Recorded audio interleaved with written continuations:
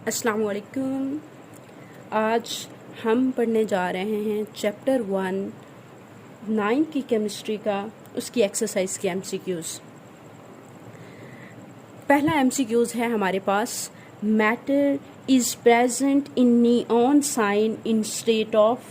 किस स्टेट में, किस हालत में नियॉन साइंस के अंदर मैटर पाया जाता है? आया कि सुपर क्रिटिकल फ्लूइड के अंदर, प्लाज्मा में, गैस में, लिक्विड क्रिस्टल फॉर्म में। नियॉन साइन में प्लाज्मा की फॉर्म में मैटर पाया जाता है।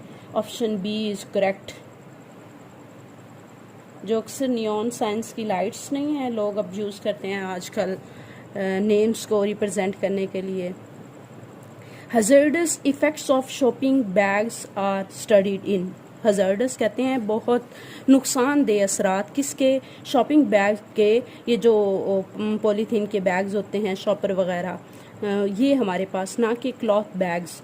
गवर्नमेंट ने इस पे बैन भी लगा दिया। अब कहते हैं स्टडीड इन, किस केमिस्ट्री की ब्रांच में स्टडी किए जाते हैं? आया कि जियो केमिस्ट्री में, जियो ज़मीन से रिलेटेड है। इनऑर्गेनिक केमिस्ट्री में एनालिटिकल। ये इन्वायरमेंट को ख़राब कर रहे हैं ना, इन्वायरमेंट पे हज़ार्डस इफेक्ट डाल रहे हैं, तो हम कहेंगे इन्वायरमेंटल केमिस्ट्री। नेक्स्ट है हमारे पास, the man made polymer is. Poly कहते हैं मैनी और मर्स को कहते हैं यूनिट, कि बड़ा सा मालिक्यूल छोटे छोटे यूनिट से मिलके।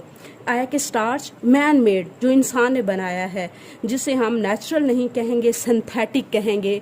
स्टार्च है, पॉलीस्टाइरीन है, प्रोटीन है या सेलुलोज।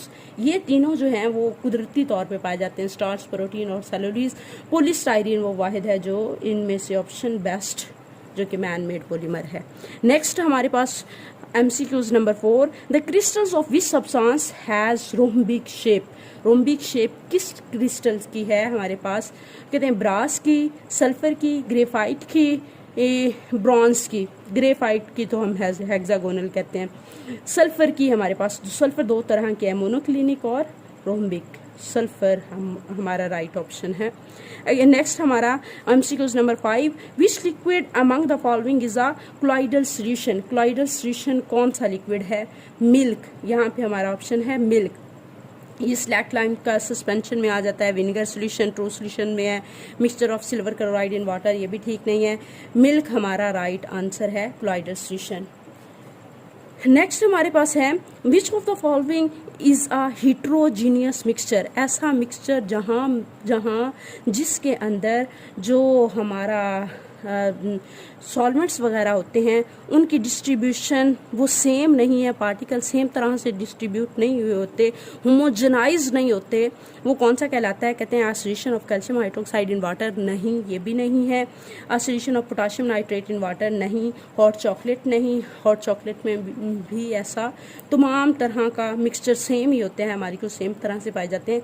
कंक्रिएट मिक्सचर, जो वो हम लेंटर वगैरह डालते नहीं हैं, मिश्री मिक्सचर बनाते हैं, कंक्रिएट मिक्सचर, ये हमारा कहलाता है हिट्रोजीनियस मिक्सचर। हम इसमें वो सीमेंट वगैरह, रेत, वो समटाइम्स होमोजेनाइज नहीं होता, कहीं कम कहीं थोड़ा ज़्यादा हो सकता है।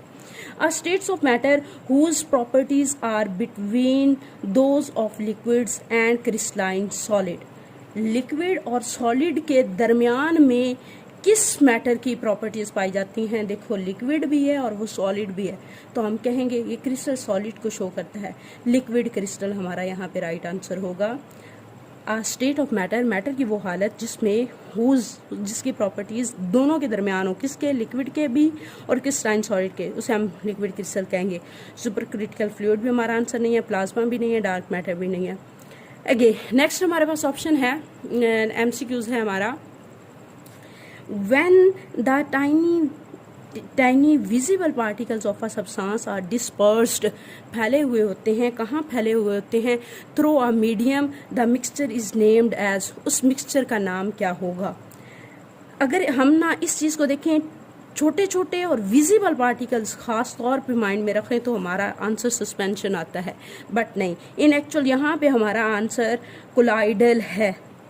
टाइनी छोटे छोटे पार्टिकल्स उसमें मौजूद होते हैं, वो हमारा कोलाइडल कहलाता है। सस्पेंशन में नेकेड आई से नज़र आ जाते हैं और सेटल डाउन हो जाते हैं, जब हम रखते हैं वो नीचे बैठ जाते हैं तय पे, जबकि कोलाइडल में ऐसा कुछ नहीं होता, छोटे छोटे पार्टिकल्स हैं। विजिबल को इग्नोर करें तो हमारा राइट आंसर कोलाइडल है। अगर विजिबल की स्टेट को माइंड में रखें तो सस्पेंशन, बट ठीक ज़्यादा मोस्ट आंसर कोलाइडल ही है, हम कोलाइडल को करेक्ट करेंगे।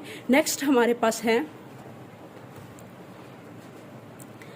हमारा MCQs नंबर 9। अ सोल्यूशन, किस चीज़ का सोल्यूशन, KClO3 का has a solubility of about 13.2 gram per 100 centimetre cube at 40 degree, 40 degree पर इतने पानी में हल हो जाता है। उसका सोल्यूशन हम बना लेते हैं।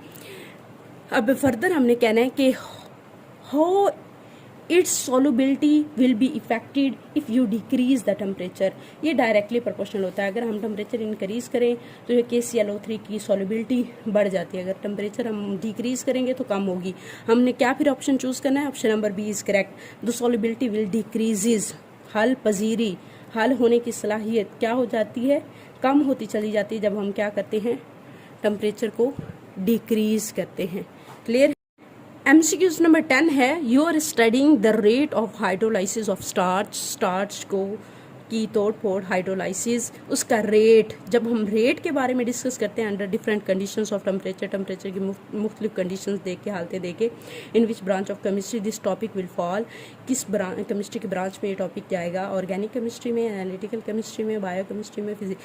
हम रेट की जब बात करते हैं तो हमेशा माइंड में रखना है वो फिजिकल केमिस्ट्री के अंदर आता है। क्लियर है, दैट्स इट। नेक्स्ट हम शॉर्ट क्वेश्चंस इसके करेंगे, फिर constructive response questions, then long question की तरफ मूव करेंगे। आप मेरे चैनल पे रहिएगा, हम थ्रू आउट साथ साथ तमाम कोर्स को लेके चलेंगे। Thank you for watching.